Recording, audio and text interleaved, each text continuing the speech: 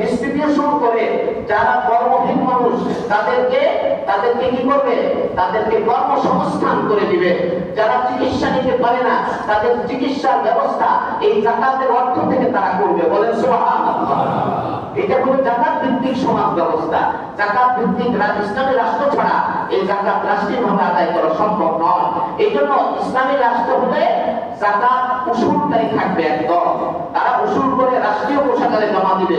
সরকার প্রয়োজন অনুযায়ী দারিদ্র্য বিমোচনের জন্য, তারপরে যারা কাজ করতে চায়, শক্তি আছে, আমার নবী কি করেছেন, ভিক্ষার জন্য এসেছিলেন, জিজ্ঞাসা করলো কিছু কি নেই তোমার কাছে, বললো হ্যাঁ আছে।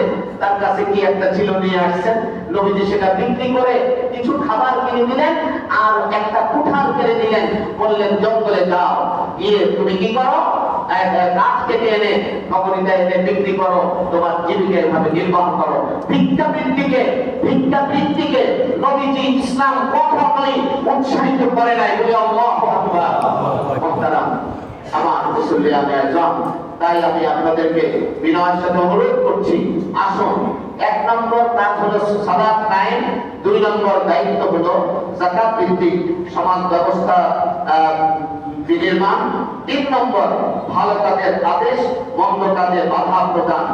আমি ইমাম সেই 98 সাল থেকে খুতবাতে নামাজ পড়াই, আর 80 সাল থেকে তারাবি শুরু করেছি। ওই সময় থেকেও মানে কি বলে, মানে পার্ট টাইম ইমাম রমজানে। তো এত দিনে কত ওয়াজ, কত নসিহত করেছি, কিন্তু মানুষের ভিতরে কিছু কিছু ব্যাপারে কোনো পরিবর্তন আসে নাই বলতে পারেন, ইল্লা মাশাআল্লাহ, খুবই কম। এখনো মানুষ সুদ ছাড়তে রাজি না, এখনো ঘুষ ছাড়তে রাজি না। কি করে আপনি ঘুষ খাচ্ছেন? আপনার সামনে যদি হারাম কোনো প্রাণীর গোশত এনে দেওয়া হয়, আপনি তো নাক ছিটকান। কিন্তু সুদের টাকা দিয়ে, ঘুষের টাকা দিয়ে, হারাম টাকা দিয়ে আপনার সামনে যদি খাবার এনে দেওয়া হয়, তারপর আপনি খাচ্ছেন। আপনার